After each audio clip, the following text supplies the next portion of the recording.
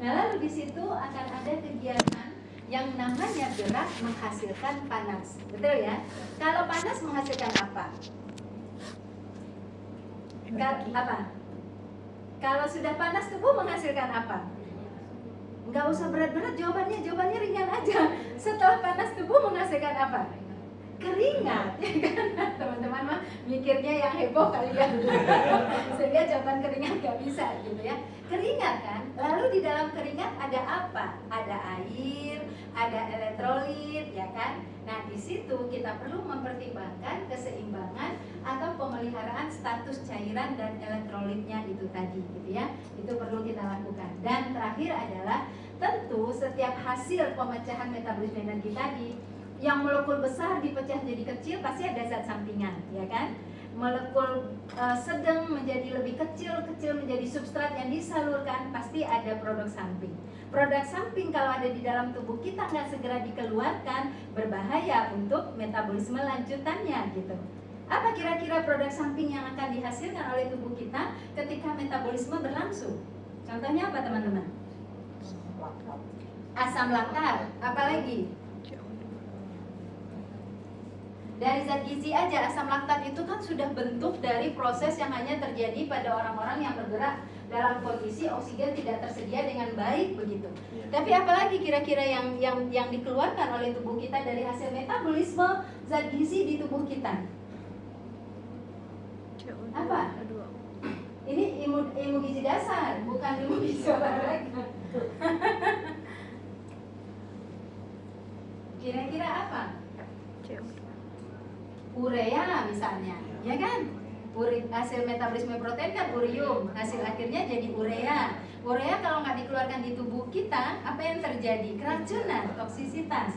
Maka urea dikeluarkan. Kalau kita mengasup protein 0,8 gram per kilogram berat badan, maka mengeluarkan urea sangatlah mudah. Tapi bagaimana kalau dia mengasup protein di atas 1,2 gram per kilogram berat badan? Berapa banyak urea yang tercipta di dalam tubuh itu? Dan itu harus dikeluarkan. Berarti kan metabolismenya harus benar-benar baik gitu kan ya. Gak hanya urea kan, banyak zat-zat lain, karbon dioksida. Nafas seorang atlet dengan nafas kita itu berkali lipat lebih tinggi. Setiap hasil nafas menghasilkan karbon dioksida. Dan itu harus dikeluarkan juga gitu. Uap air, kemudian keringat tadi, semua harus dikeluarkan. Nah, itu adalah masuk dalam pembuangan produk sisa metabolisme dan panas. Nah, ini teman-teman harus pegang menjadi latar untuk kita. Kenapa pentingnya atlet itu diatur gizinya? Karena peristiwa ini tuh, kalau seandainya nih sedikit aja gagal dalam suplai oksigen, kelelahan. Gagal dalam substrat ke otot rangka yang berkontraksi, maka terjadi kelelahan. Gagal dalam memelihara status cairan lalu masuk pada fase dehidrasi, kelelahan. Gagal membuang produk sisa, terjadi kondisi ketosis dalam tubuhnya. Terjadi kondisi peningkatan kadar urium. Pernah nggak hasil labnya atlet yang kalian cek ya, yang ibu bapak cek itu, kreatinin naik, laju filtrasi glomerulusnya di bawah 90, tapi bukan gagal ginjal, tapi di bawah itu pertanda bahwa ginjalnya sedang bekerja berat dalam mengeluarkan zat sisa begitu. Nah, dalam pengeluaran zat sisa dia bekerja berat, mungkin dia tidak memiliki zat yang bisa menyeimbangkan, sehingga proses pengeluaran itu dibebanin semuanya pada ginjal tersebut. Nah, teman-teman kalau ngecek hasil-hasil labnya mereka itu menemukan hal tersebut. Kalau kita sebagai ahli gizi olahraga nggak paham itu, si dietitian yang kerja di rumah sakit pasti berkata begini, wah ini indikasi gagal ginjal nih, ya kan? Langsung dirujuk ke ahli ginjal gitu ya. Padahal dia adalah seorang atlet yang memang itu salah satu bentuk manifestasi klinis dari gerakan yang dia lakukan di atas kemampuan rata-ratanya dia. Makanya kemarin teman-teman sudah belajar mungkin biokimia dan itu didapat. Nah, itu membahas dari hasil-hasil laboratorium yang kita temukan. Nah, inilah yang terjadi pada respon fisiologis ya. Lanjut. Teman-teman santai aja, nggak usah tegang. Kalau ada yang mau ditanya, tanya saja, angkat tangan aja. Tapi kalau nggak tahu yang ditanya, nah itu berabe. Yang mau ditanya nggak tahu gitu ya. Kita lanjut lagi. Sekarang kita bicara otot rangka. Kita katakan bahwa pada atlet 45% dari massa tubuhnya itu memang adalah otot rangka. Dia yang bertanggung jawab terhadap kekuatan dan pergerakan sendi selama latihan tersebut. Makanya di dalam gizi kita juga memperhatikan gizi tidak hanya untuk otot rangka, tapi organ-organ yang berada di sekitar otot rangka. Contohnya apa? Sendi, itu kan di sekitar otot rangka kita, ya kan, yang menghubungkan itu. Nah, sendi ini masuk di dalam pembahasan sport science. Bagaimana sendi yang mengalami peradangan pada atlet merusak performanya dia.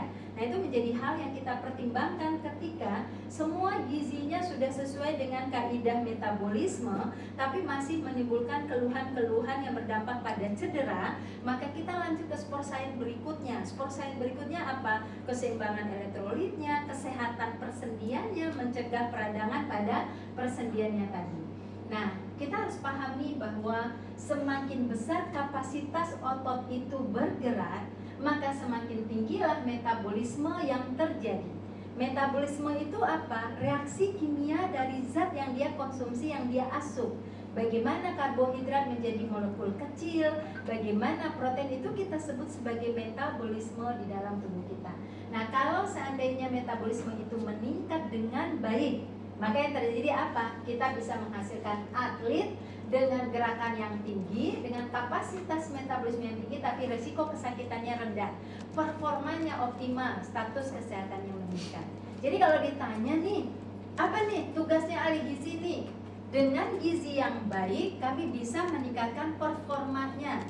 Kemampuan daya tahannya semula 1 jam, dengan gizi yang baik bisa 1,5 jam. Si pelatih udah membentuk ketahanan fisiknya, tapi kalau gizi hadir, kita bisa memperpanjang performanya. Lalu ditanya lagi, apalagi nih yang bisa dilakukan oleh ahli gizi? Kami bisa mencegah cedera. Mencegah cedera, kalau gizinya nggak diperhatikan dalam melakukan gerakan yang berat, dia bisa cedera. Tapi kalau gizinya diperhatikan, maka bisa kita mencegah cedera itu terjadi. Karena nanti sampai pada tahapan pemulihan. Contohnya olahraga lari yang dilakukan oleh Mbak Esa.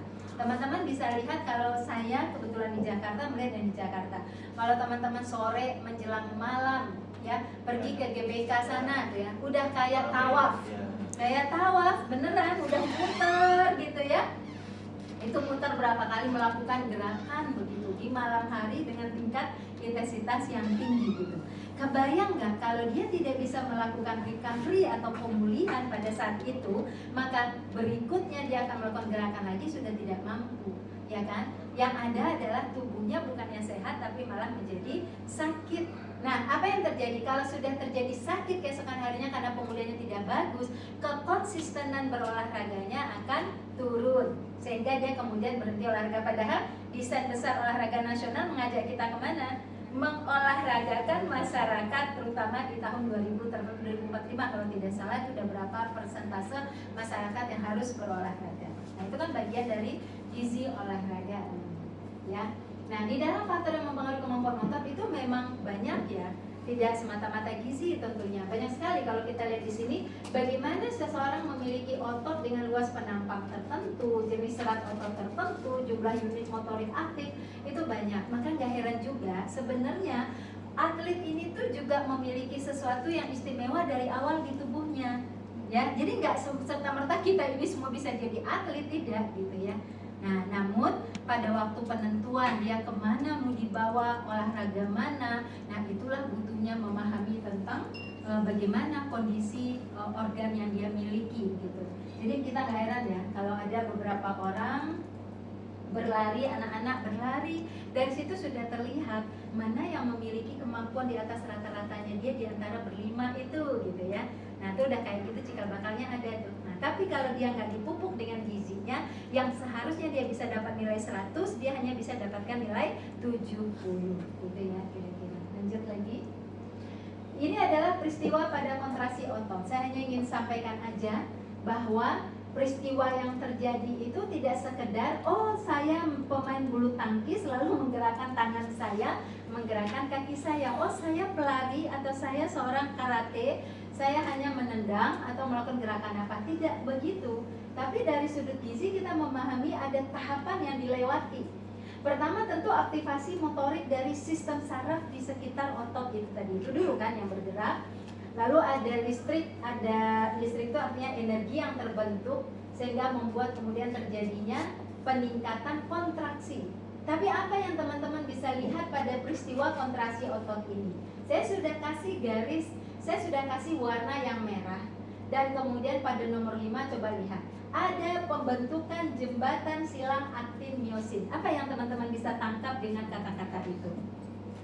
Boleh? Apa teman-teman bisa angkat dengan kata-kata itu? Pembentukan jembatan silang aktin miosin. Apa yang bisa terlihat?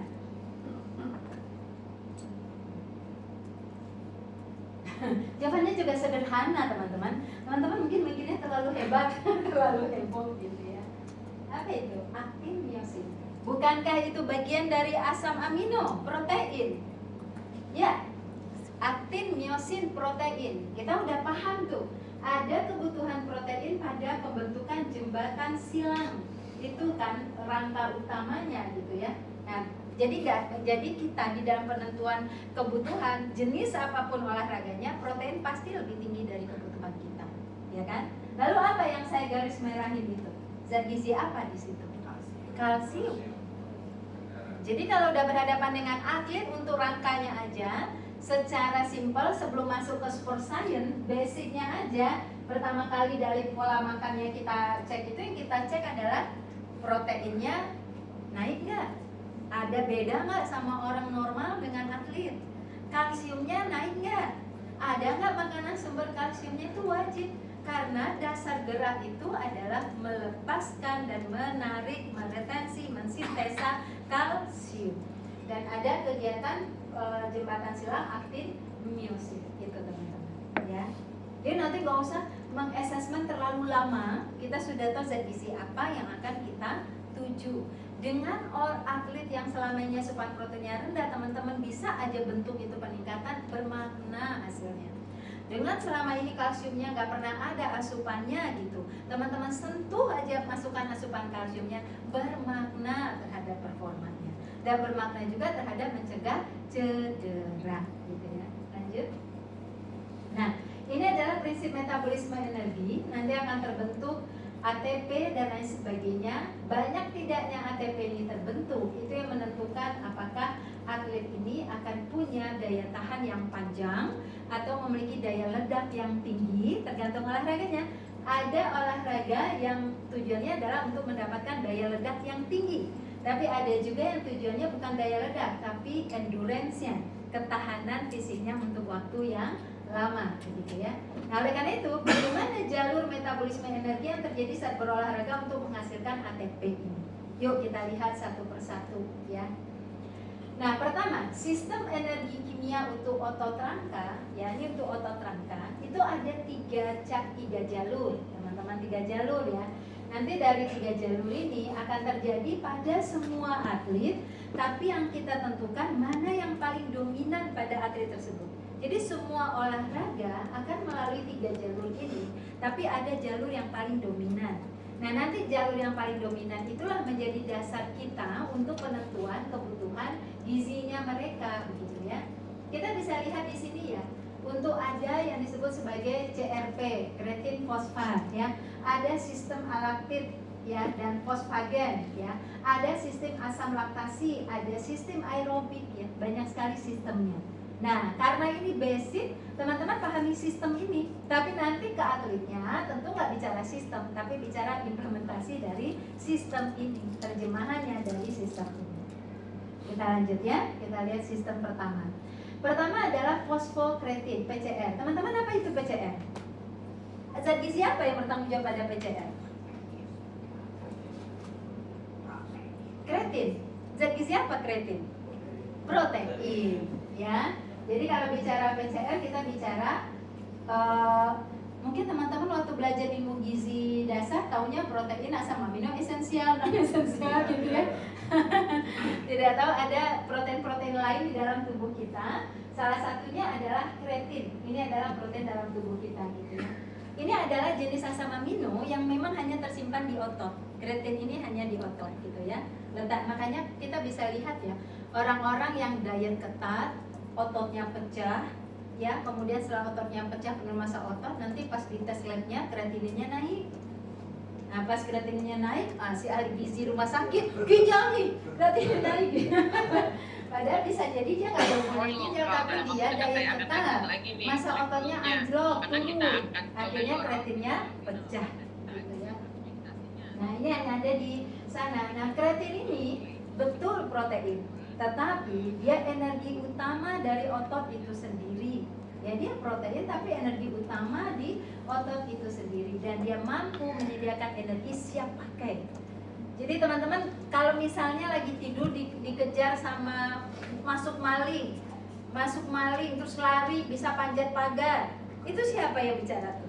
Kreatin teman-teman, itu namanya daya ledak. Kita lagi jalan tuh anjing gila ngejar kita, terus kita bisa lari tunggang langgang, itu adalah kreatin itu ya. Nah ini Mas Maulana udah kenal kan, ketua PDISNA DKI. Ini Mbak Nia, nih ketuanya Mbak ya.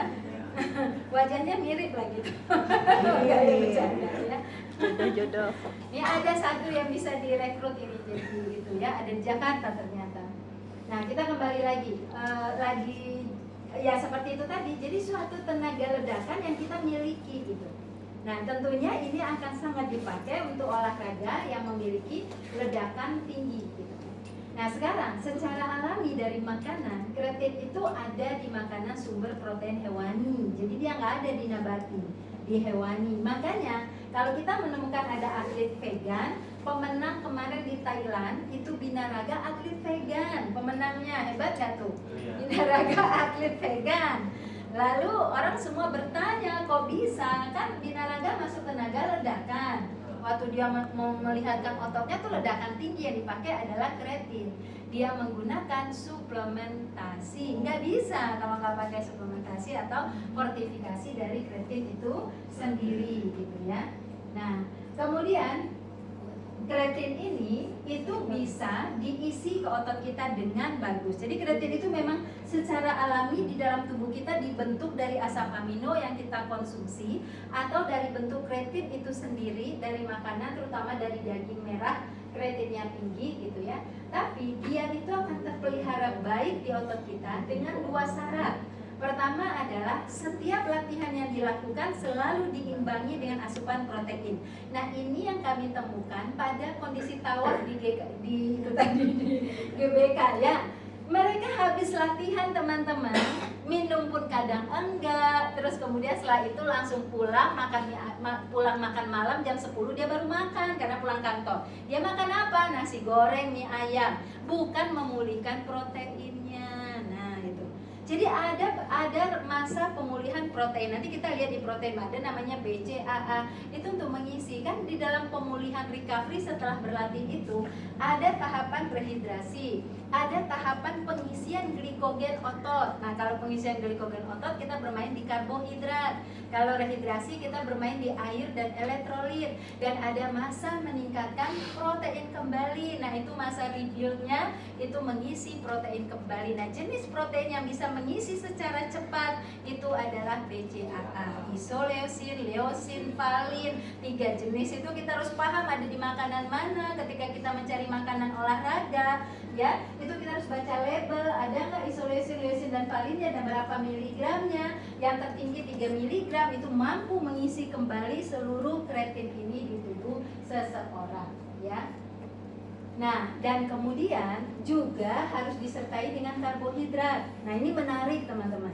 Kalau seandainya kita memulihkan kreatin fosfat lalu karbohidratnya diminimalkan, maka protein itu akan dipakai menjadi energi untuk general. Jadi bukan untuk tenaga ledak. Rugi bagi atlet yang menggunakan tenaga ledak.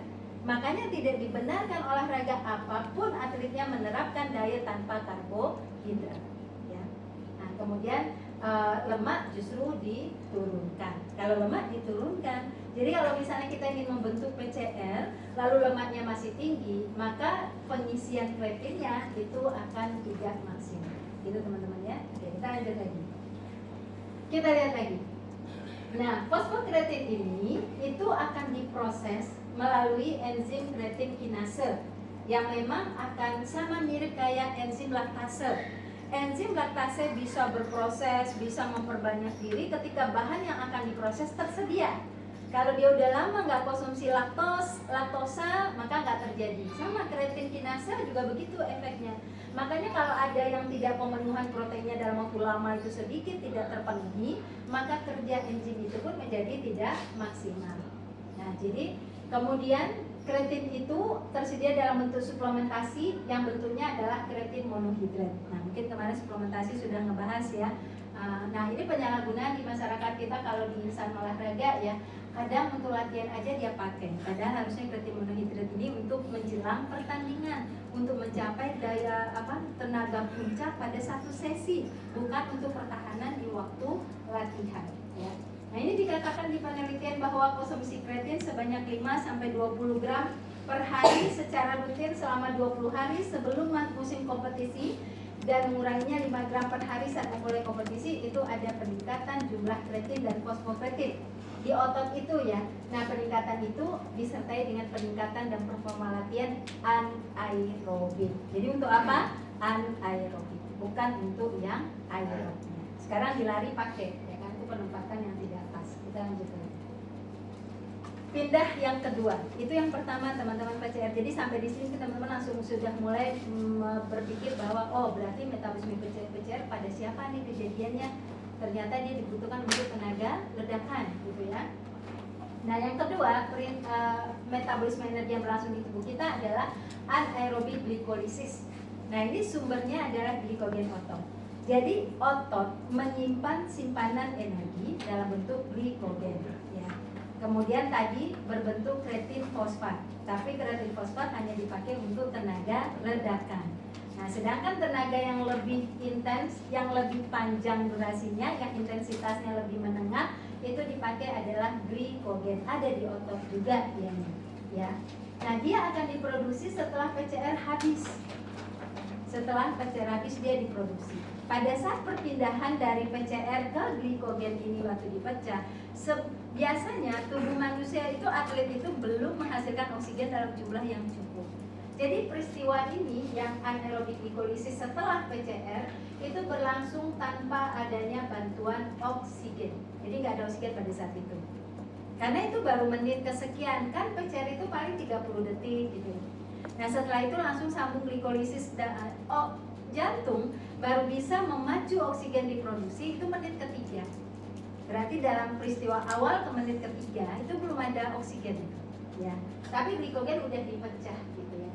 Nah, peristiwa inilah yang kemudian membuat pemecahan glikogen di otot itu berlangsung tidak sempurna karena tidak ada oksigen, ya kan? Karena otot jantungnya baru akan bereaksi setelah 3 menit gitu. Nah, karena tidak ada oksigen, maka tidak sempurna peristiwanya itu tadi. Terbentuklah asam pirufat dan asam laktat. Ini tadi yang disebutkan. Jadi asam laktat ini baru terbentuk ketika kita berolahraga dan pada saat itu oksigen belum tersedia, glikogen sudah dipakai untuk energinya kita, gitu ya. Hebatnya, orang yang terlatih, asam laktat masuk ke siklus Krebsnya dia. Jadi menjadi energi tambahan.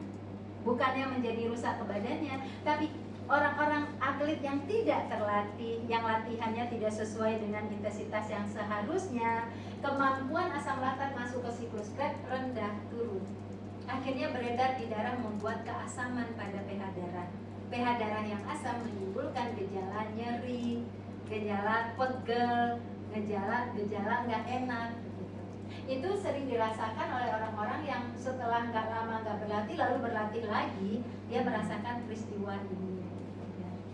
Nah, tapi atlet yang dehidrasi sudah terlatih, tapi dehidrasi, asam laktat terbentuk, nggak bisa dimasukkan ke dalam siklus tadi. Itulah pentingnya kenapa atlet ini harus terhidrasi dengan baik, supaya asam laktat yang memang secara alami akan terbentuk dalam menit-menit pertama waktu dia melakukan gerakan itu tidak beredar di darah yang membuat pH darah menjadi asam. Karena kalau pH darah asam menimbulkan kelelahan, performa atlet turun. Ya. Sampai di sini aman teman-teman? Aman ya? Lanjut lagi ya. Ada yang sudah berasap belum lah ya?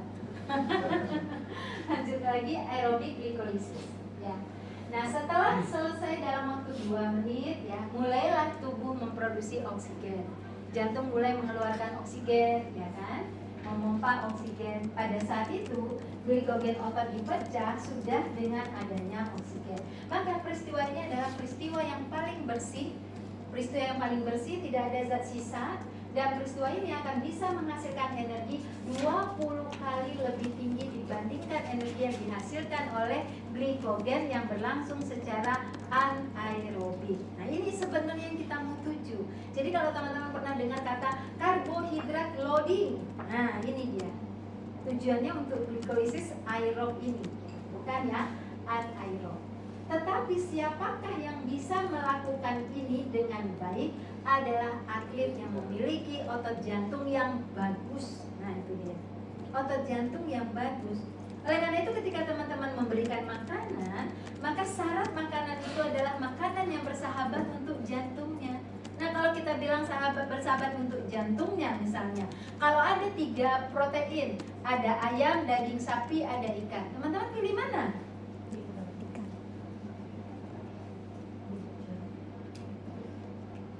Karena kita waktu memberikan makanan tidak hanya mempertimbangkan energi dia tersedia, tetapi gimana otot jantungnya bagus, ya kan?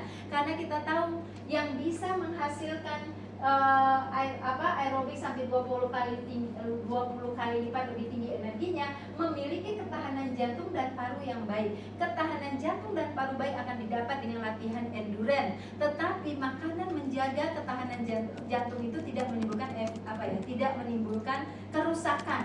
Nah, dalam pemilihan protein kalau kita berikan 3 pilihan, daging sapi, ayam, dan ikan, beli mana? Ikan. Kalau kita pilih ikan, kenapa? Ada zat apa di situ? Omega 3, ya kan teman-teman?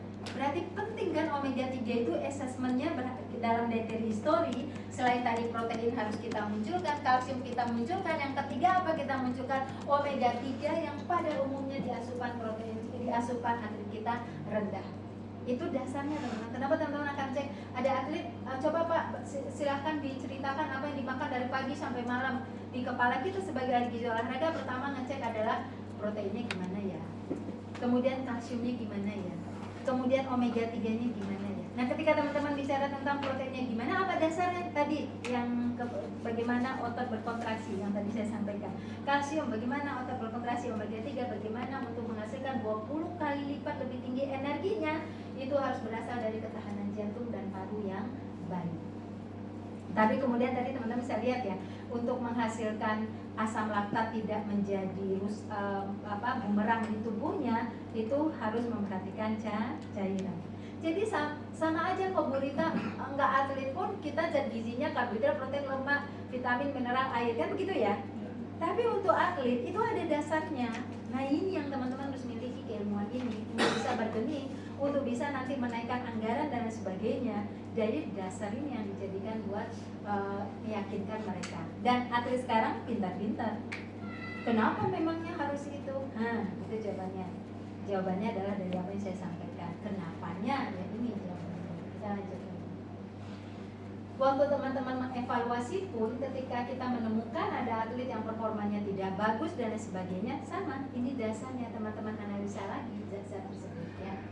Nah kita lanjut, berikutnya adalah glikolisis aerob, itu kan dari glikogen. Glikogen itu adalah karbohidrat. Coba kita lihat bagaimana metabolisme karbohidrat. Karbohidrat ada 2, ada kompleks, ada sederhana. Itu sudah di kepalanya gizi lah itu semuanya ya, bahwa apapun itu baik kompleks dan sederhana di dalam tubuh kita akan diubah menjadi glukosa, ya kan. Apapun itu jenisnya, hasil akhirnya adalah glukosa. Mau buah glukosa jadi glukosa, mau sereal maltosa ya jadi glukosa, semua akan jadi glukosa kan gitu.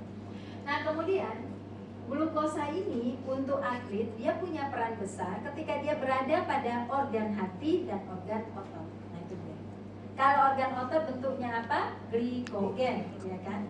Di organ hati bentuknya apa? Glikogen. Nah, bentuknya sama-sama glikogen tapi berada pada 2 tempat, pada hati dan pada otot yang punya peran berbeda untuk performa seorang atlet. Jadi kita itu harus bisa meningkatkan gimana glikogen di hati bagus dan glikogen di ototnya juga bagus, gitu ya. Nah, kita lanjut lagi. Nah, sekarang kita lihat glikogen otot ya. Glikogen otot. Glikogen otot tingkat pemanfaatannya itu paling cepat adalah pada awal latihan karena ada glikolisis anaerob ya tadi ya. Dan kemudian intensitas latihan, durasi intensitas tuh kalau dia sedang itu glikogen yang aerob banyak dipakai. Kalau dia berat intensitasnya tinggi itu glikogen yang sifatnya anaerob. Oke ya. Nah, kemudian kita katakan ini substrat penting selama latihan intens, durasi pendek, dan latihan berkepanjangan. Jadi misalnya teman-teman sprint, berapa menit sprint? 3 menit? Glikogen juga enggak? Ya, tapi anaerob. Maraton, durasi panjang, glikogen juga enggak? Ya, tapi dia kemudian bersifat aerob. Nah, tapi nanti yang durasinya pendek, dia bekerja sama dengan PCR. Sedangkan yang durasi panjang, dia bekerja sama nanti dengan peristiwa yang berikutnya, yang keempat, yang kita sebut sebagai gluconeogenesis. Nah, kalau gluconeogenesis itu pembentukan glukosa dari bahan yang bukan karbohidrat. Kalau bahan karbohidrat hanya bentuknya glikogen. Glikogen ada di hati dan ada di otot. Nah, yang bukan karbohidrat itu berasal dari ya asam amino, ya gliserol, ya dari asam lemak. Nah, itu jadi yang durasi panjang bersahabatnya nanti dengan gluconeogenesis tadi. Jadi hebatnya glikogen otot itu berperan untuk dua metabolisme besar, anaerob dengan aerob. Cuma nanti dia temannya dengan siapa begitu ya. Nah, jadi jangan main-main dengan sini. Berarti boleh gak sih atlet itu diet keto? Ya kan, sederhana aja kan. Tapi banyak kan? Banyak. Saya ada atlet kemarin diet keto, gagal akhirnya ya kan. Saya udah bilang, ini kalau dilanjutkan performanya rusak nih mbak gitu. Tapi mbaknya nggak juga karena dia menurunin berat badan. Kita bisa lihat, utamanya tuh glikogen, cuman bedanya mau aerob atau anaerob dan bersahabat dengan siapa gitu aja bedanya. Tapi semuanya dasarnya adalah glikogen. Kita lanjut. Nah, sekarang kita masuk yang gluconeogenesis. Ini adalah tahapan keempat ketika olahraga itu masih terus dilakukan dan biasanya itu durasi panjang. Dan kalau sudah durasi panjang itu berarti adalah endurance. Nah, gluconeogenesis itu akan dibentuk dari pemecahan asam amino, pemecahan laktat, dan gliserol. Nah, jadi yang asam laktat terbentuk dari glikolisis anaerob pada akhirnya masuk pada peristiwa gluconeogenesis, masuk dalam siklus Krebs gitu ya. Dan kemudian ada asam amino, gliserol adalah bagian dari lemak gitu. Itu akan dipecah. Tapi teman-teman, kalau saya suruh pilih dari 3 ini, teman-teman pilih yang mana harusnya kita mau kuatkan? Dan apa alasannya? Boleh kita mulai dari siapa aja, silakan teman-teman sebutkan apa yang teman-teman ngerti. Tapi pertanyaannya gampang, pertanyaannya itu aja kok. Kalau teman-teman disuruh memilih dari 3 zat ini, ya, untuk bisa berhasil dalam menghasilkan energi pada gluconeogenesis, teman-teman pilih yang mana? Mau kita kuatkan di aminonya, di laktatnya, atau di gliserolnya, gitu ya? Atau gimana gitu? Dan apa alasannya? Apa yang teman-teman tahu aja? Karena saya paham teman-teman belum paham itu. Boleh kita mulai dari baris yang belakang, Mbak Dia. Mbak Dia punya jawabankah untuk ini? Salah dan benar hal biasa. Ya, nanti kita lanjut lagi karena Mbak Dia hadir di sini dalam kondisi udah kosong, ya kan Mbak Dia udah dikosongkan. Monggo Mbak, gimana kira-kira? Kalau dari asam amino, laktat dan gliserol kita lebih baik menguatkan dari sisi asam amino. Dari asam amino, Mbaknya punya alasan kan? Karena asam amino bisa kita kasih dari asupan. Dari asupan, ya. Baik. Terima kasih Mbaknya. Kita lanjut ke depan. Kalau dari saya, kalau disuruh milih sama si asam amino. Ya, alasannya? Karena kan itu dari protein. Dapat dari asupan juga. Dari asupan juga. Boleh lanjut lagi di sebelahnya.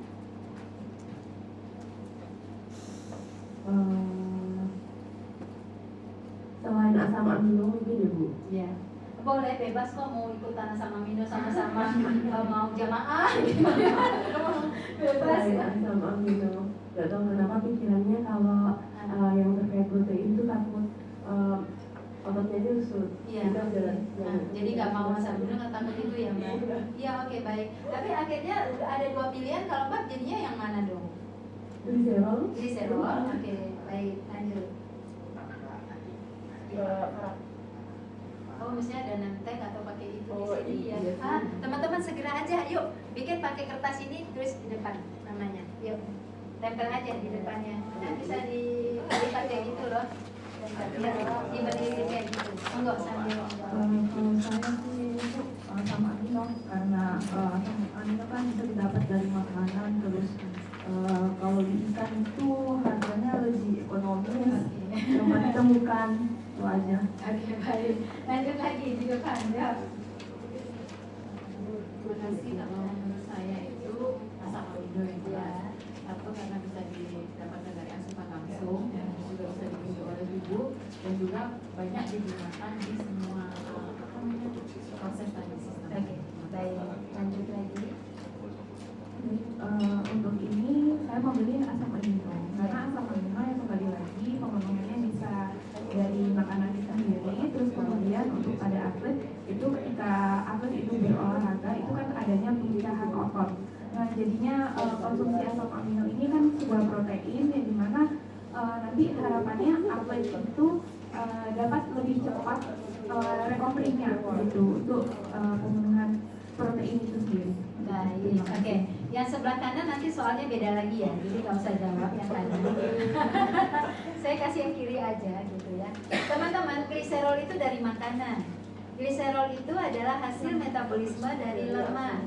Lemak di dalam tubuh akan dipecah menjadi asam lemak dan gliserol. Asam lemak itu terdiri dari 3 jenis. Asam lemak terserah mau berdasarkan rantainya, nanti akan kita dapatkan asam lemak rantai pendek, menengah, atau panjang kalau kita ingin memilih makanannya. Tiga-tiganya punya peran besar nggak untuk atlet? Yang pendek punya peran karena untuk kesehatan butiran di ususnya. Kalau yang menengah energi siap pakai, kalau yang panjang tidak terlalu bagus untuk atlet. Nah, berdasarkan kejenuhannya ada asam lemak jenuh dan tidak jenuh. Yang tidak jenuh ada rantai 1, rantai ganda dan rantai tunggal. Rantai ganda ada asam lemak omega 3. Nah, itu basic teman-teman. Jadi kalau basic nggak boleh hilang gitu ya. Itu basicnya. Ya, diulangi lagi, dicek lagi tuh ilmu basicnya itu nggak boleh hilang gitu ya. Nah, jadi gliserol itu juga dari makanan, tapi kan kita paham tadi, saya mau ambil gliserol yang mana nih, Bu Rita, seperti tadi. Teman-teman mau cek berdasarkan kejenuhan, berdasarkan rantai pendeknya, pendek panjangnya rantainya, dan berdasarkan esensial atau tidak esensialnya gitu ya. Kalau teman-teman mau fokuskan pada amino, rugi. Seperti yang dikatakan oleh Mbak, mana namanya Mbak? Mbak Siva. Nanti ototnya menciut, hilang ototnya, habis ototnya gitu ya. Jadi mau diambil, kalau kita aminonya yang kita fokuskan bahwa kalau misalnya atlet maraton dia 40 menit belum kelar juga masih lanjut, tapi yang kita pupuk dari awal adalah bagaimana asam aminonya ini bisa dipakai untuk gluconeogenesis, rugi atletnya. Tidak ada yang memperjuangkan masanya, akhirnya menjadi atrofi. Tidak pemulihannya juga. Yang namanya olahraga memecah otot juga, lalu dipakai juga sebagai sumber tenaga. Siapa yang berperan untuk memulihkan otot yang pecah itu tadi? Nggak ada. Jangan diambil dia untuk peristiwa gluconeogenesis. Kalau teman-teman ambil laktat itu suatu hal yang sebenarnya siklus awalnya itu tidak terlalu menguntungkan atlet karena dia bisa menimbulkan perubahan pH darah. Kan tadi sudah saya katakan asam, tapi atlet yang terlatih, atlet yang hidrasinya bagus, maka dia akan dimasukkan ke dalam siklus Krebs yang untuk ini. Tampilan tidak banyak berlangsungnya, karena kalau si atlet dari jantungnya udah kuat, gizi untuk jantungnya kita sehatkan, maka peristiwa itu nggak berlama-lama. Maka yang kita pupuk adalah gliserol. Jadi orang-orang yang nanti atlet yang latihannya intensitas sedang, durasinya panjang, endurance, lemaknya harus kita perhatikan. Tapi memilih lemak yang mana? Nah itu yang saya katakan tadi. Cek panjang pendek rantai, cek kejenuhan, dan cek esensial dan non esensialnya. Tepuk tangan untuk kita semua ya. Ternyata ya. Sampai lupa gliserol itu apa gitu kan ya. Oke, baiklah, kita lanjut lagi. Nah, peristiwa gluconeogenesis ini dia. Jadi ini proses menghasilkan glukosa tetapi bukan dari karbohidrat, dan dia akan dipecah setelah glikogen menipis. Sekarang glikogen yang menipis, glikogen yang di mana? Yang di hati atau otot? Jawabannya adalah yang di otot. Di otot itu pada orang terlatih hanya tersedia kadang-kadang 400 gram glikogen. Kalau 400 gram glikogen menjadi berapa energi kalori itu? Nah, pertanyaannya di samping kanan ini. Monggo mikrofonnya dijawab itu. Mikrofonnya Mas Fandi di samping kiri jawab. Glikogen otot itu menyediakan 400 gram glikogen maksimal pada atlet yang terlatih. Nah, ketika akan menjadi energi dalam peristiwa glukonesis menjadi berapa energi itu? Kalau nggak tahu boleh kelas kok Mas. Nah, Mas Maulana nggak boleh kasih bocoran. Mas juga kan? Pas. Oke. Iya, pas juga kan? Iya, baik. Mbak Desa? Pas juga. Ya. Ada di sini mau jawab Ibu? Karena kan per 1 gram glikogen itu 4 jadi 400 kan cadangan 400. Iya, betul. 400 maksimal dapat itu dibentuk. Jadi berapa kalori? 4 kali 400. Nah, berapa itu? 1.600. 1.600. Sederhana kan? Sederhana kan? Ya. Glikogen itu kan karbohidrat. Tapi di makanan bentuknya karbohidrat, di tubuh kita berubah jadi glikogen. Ada di hati, ada di otot. Berarti 1 gramnya dia akan dipecah menjadi berapa kalori? 4. Ya 4 ya karbohidrat. Oke ya. Jadi perlu kan ya ikut ini? Nah, jadi itu ya. Nah, jadi kita paham nih. Jadi nanti glikogen itu akan kita kuatkan. Nah, penelitian-penelitian kita menemukan itu 400 maksimal untuk yang terlatih banget di maraton itu tadi. Berarti cuma 1.600 dia punya kan. Nah, sisanya kalau dia sampai triathlon 4 jam, habis itu 1.600. Maraton 2 jam habis itu. 1 jam kadang habis. Ya kan? Nah, disitulah butuhnya gliserol itu tadi. Lemak itu tadi, ya. Nah, ini tadi lemak makanan itu bentuknya trigliserida ya. Jadi semua lemak makanan, kulit ayam, minyak kelapa itu ikatannya trigliserida. Ini yang kemudian dipecah menjadi gliserol dan asam lemak. Nanti asam lemaknya jenisnya apa tergantung itu terbuatnya dari apa gitu ya kan. Nah, kemudian memang pada saat masuk ke gluconeogenesis nggak bisa si protein sama sekali nggak dipecah sama sekali, nggak bisa, tetap kena, tetap akan terdampak. Tapi selamat kalau lemaknya kita hadirkan. Kalau lemaknya nggak kita hadirkan nggak selamat gitu.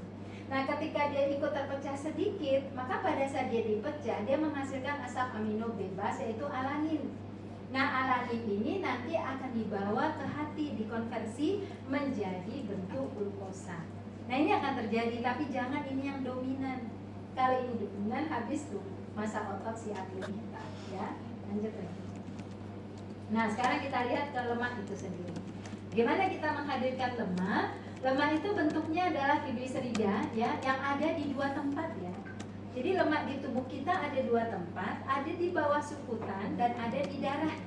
Di darah itu ada 2 bentuk lagi, ada yang berbentuk free lemak, fat free, jadi bebas beredar di darah, tapi ada juga yang bentuknya itu terikat dalam plak. Nah, ini yang bahaya nih, yang konten plak itu dia sudah gabung sama kolesterol, gabung sama gula, gitu ya, berbentuk trombus. Nah, tapi kalau beredar dalam bentuk bebas di darah, dia jadi bagian yang akan dipecah menjadi energi nanti, gitu ya. Dan di bawah kulit. Tapi kalau di bawah kulit yang kita perbanyak, lambat gerakan atlet itu, gitu. Makanya kita bisa lihat pelari maraton, tipis semua. Ya, Mbak Esa tuh pelari maraton, kelihatan kan? Tipis, banting flat gitu. Ya kalau nggak jalan dia, nggak berat, harus ringan. Nah, kita ngerti kan? Berarti bukan indikator lemak di bawah kulit yang kita mau tingkatkan, tapi asam lemak bebasnya itu, gitu ya. Oleh karena itu, cara membentuk asam lemak bebas tidak boleh ada kejadian deposit di beberapa hari. Nggak boleh deposit, misalnya hari ini kita depositkan kalori, terbentuk kan. Kalau hari keempat dia jadi sukutan. Nah, intinya apa tuh? Intinya pemenuhan proteinnya itu paralel setiap hari gitu teman-teman. Jadi nggak boleh jadi deposit. Kalau deposit jadi bawah kulit. Kalau di bawah kulit gerakan atlet jadi lambat gitu Makanya di dalam pengukuran komposisi tubuh kemarin sudah dijelaskan oleh Mas Maulana, itu ada body fat mass yang menjadi perhatian betul bagi seorang atlet. Kita harus menjadikan itu perhatian banget gitu ya. Nah, nanti asam lemak ini dipecah menjadi unit kecil dan menghasilkan energi. Di sini energi yang dihasilkannya adalah berapa kalori? 9. Ya, tinggi ya. Lanjut. Nah, sekarang ini adalah asam amino glikogenik. Jenis-jenis asam amino yang bisa diubah menjadi glukosa. Ini jenisnya. Ada alanin, ya, ada metionin, ada valin, sistem semuanya ini bersifat glikogenik jenis-jenisnya. Makanya nanti kalau kita ingin menghadirkan minuman-minuman berprotein yang tujuannya untuk atlet yang latihannya durasi panjang, yang endurance, maka pemilihan minuman asam aminonya setidak-tidaknya terdiri dari asam amino yang bersifat sebagai glikogenik ini tadi. Ya, lanjut lagi.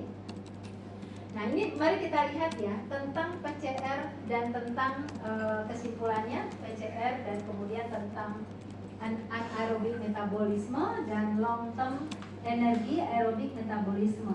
Kita bisa lihat ya. Pertama kita melihat yang PCR, instant energy atau creatine fosfat ya. Dia hanya bisa dari pertama kali gerakan ledakan tinggi, itu dia bisa menilai kapasitasnya 100. Tinggi sekali energi yang dihasilkan. Kalau teman-teman lihat olahraga sprint, itu PCR itu. Bayangkan ya, dia 1, 2, go, tinggi banget kecepatan larinya. Itu PCR itu, 100, tapi hanya berlangsung di kurang dari 1 menit. Ya, hanya berlangsung di 45 detik atau maksimal 1 menit aja. Setelah itu dia udah turun lagi gitu. Jadi puncaknya hanya di 10 detik pertama. Nah, ketika dia turunlah disambut dengan kehadiran yang short term itu tadi, yang anaerobik metabolisme itu. Disambut oleh itu, tetapi dia bertahan hanya di 2 menit. 2 menit dia turun dan menit ke-10 dia sudah habis itu. Nah, disitulah disambut dengan kehadiran di 2 menit itu adalah aerobik metabolisme. Nah, tugas teman-teman nanti ngelis olahraga, cabang olahraga apa saja yang ada, bagaimana kita menentukan makanannya. Teman-teman hanya cukup dengan tahap awal yang basic ini, memahami metabolisme ini. Sehingga kita paham, kan kita tadi paham ya, oh PCR itu arahnya ke protein kan gitu ya. Tapi kalau misalnya dia anaerobik itu arahnya ke glikogen, tapi dia transisi kan. Ya, kemudian yang satu lagi yang lawan dari PCR itu adalah yang aerobnya itu tadi. Aerob itu adalah dari karbohidrat ya, kalau durasinya makin panjang lalu masukkan nanti lemak itu tadi. Nah, nanti dari olahraga itu tinggal diklasifikasikan ini olahraganya dominan aerob atau anaerob. Semua olahraga, apakah itu ledakan, aerob, anaerob ada. Cuman dari olahraga itu mana yang dominan.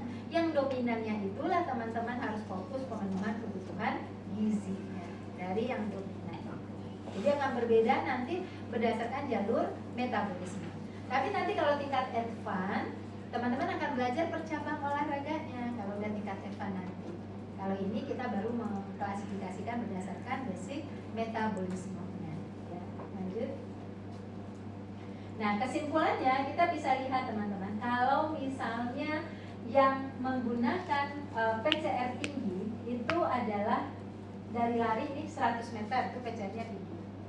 Kalau dia pakainya 1500 meter, itu PCR-nya mulai turun ke 20% dan dominan glikolisis sama oksidatif. Oksidatif itu yang non glukosa. Tapi kalau sudah maraton plus triathlon tadi, itu yang lebih besarnya 90% oksidatif. Nah, berarti sudah non karbohidratnya ya, udah mulai tinggi itu. Dan PCR-nya hanya 5%, glikolisisnya pun hanya 5%. Nah, ini yang teman-teman perlu klasifikasikan. Ya, next. Selesai. Ini pengetahuan aja. Ini saya sampaikan gini teman-teman, kadang-kadang tuh perekrutan atlet di Indonesia kan setelah dewasa ya, bukan dari kecil kadang gitu ya. Nah, ini penelitian ini dikeluarkan oleh Pak Bambang, Dr. Bambang, nggak tahu kalau sekarang udah profesor di UNJ. Dulu saya bareng sama beliau itu kemana-mana, itu ke beberapa kota gitu ya, kerjaan dari Kementerian Perhubungan. Nah, dia meneliti salah satu alat yang bisa ngecek seorang itu punya sarafnya slow atau fast. Jadi kalau sarafnya yang slow, yaitu dia cocoknya ke olahraga aerobik, maraton, aerobik jangka panjang gitu ya. Kalau dia punya sarafnya itu modelnya saraf otot ya, bukan saraf ini tapi saraf otot, itu yang fast gitu ya. Nah itu dia cocoknya yang anaerobik, jadi lari sprint atau angkat berat gitu. Itu yang, jadi dia bisa ngetes dari anak-anak. Jadi kalau tepat peletakannya berdasarkan sistem saraf yang dia, otot yang dia miliki, itu dia lebih berprestasi daripada dia nggak cocok terus dilatih terus, tetap berprestasi tapi tetap tidak bisa maksimal. Jadi ini ada perbedaan dua jenis saraf utama, kedutan lambat, kedutan cepat. Tapi kita nggak punya perbedaan diet di sini.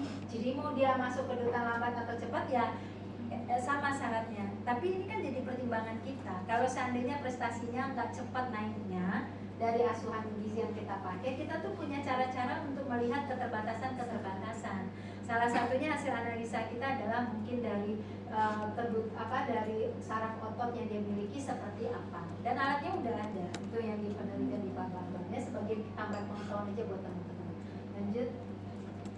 Nah ini metabolisme energi hanya ada dua ya, anaerob dan aerob. Nanti mana yang paling dominan? Jadi kalau kita lihat gerakan-gerakan menendang bola anaerobik, main bola itu ada menendangnya anaerobik dia. Tapi kalau dia lari-lari kecilnya aerobik kan gitu ya. Smash, bulu tangkis dia smash itu anaerob. Push up, sprint, loncat jauh, bodybuilding, gimnastik, meloncat, mengoper, melempar, menendang, memukul, mengejar. Mengejar itu anaerobik. Karena mengejar pakai tenaga ledakan. Ya, karena kata mengejar itu kan berarti kekuatan penuh, ya kan? Nah, kalau yang aerobik tergantung pada ketersediaan oksigennya, jogging, maraton, sepeda jarak jauh dan sejenisnya. Gitu ya. Next. Nah, balikin lagi dulu aja. Selesai, setelah ini seperti biasa tugas. Biasa kemarin bilang, Bu tugasnya banyak, itu belum seberapa. Kan belum ketemu saya. Kalau ketemu saya tugasnya banyak lagi gitu ya. Nah, baru dapat nanti kenang-kenangan kartu anggota apa gitu ya, tenor dari nanti Mas Wani ngurusin. Baik, ada pertanyaan dulu, monggo sebelum kita masuk tugas. Silakan yang mau bertanya. Berarti yang praktisi di lapangan siapa aja? Yang sudah berproses hanya Mbak Nia atau ada lagi yang lain? Belum ya, ada yang praktisi di lapangan? Belum ya? Belum ya? Oke, baik. Iya, cuman pelaku olahraganya sudah, tapi mau bertanya monggo silakan. Saya tertarik yang tadi Bu, yang terkait atlet Thailand yang vegan itu Bu. Iya. Nah, terkait suplementasi barangkali Bu, yang meskipun saya nggak terlalu tahu ya Bu ya pola makannya dia seperti apa. Cuman saya tahu terkait seitan Bu. Seitan itu kan tinggi protein ya Bu ya.